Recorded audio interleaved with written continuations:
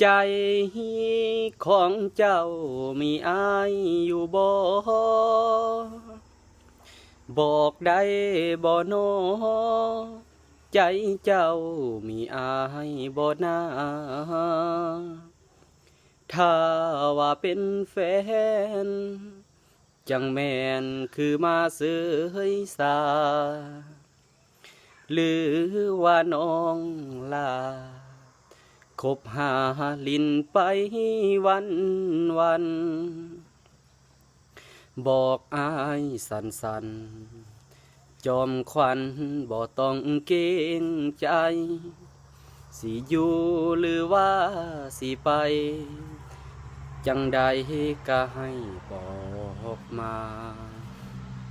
อย่าเฮ็ดแบบนี้ท่าทีแบบบ่หัวซาจังใดก็บอกโลดนะการด่าไอ้นี้หับได้สิอยู่สิไปจังใด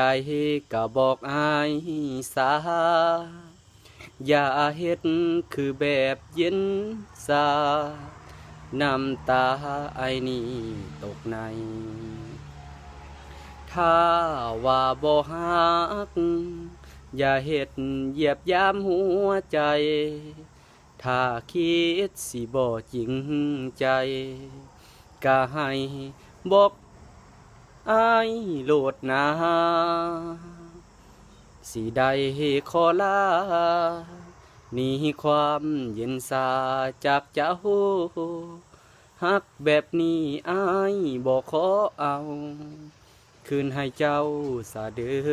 น้องลาปากบอกว่าฮักแต่ใจผัดมาเย็นสาฮักแบบนี้บ่ปรารถนาหากแล้วเย็นสาขอลาให้ไกล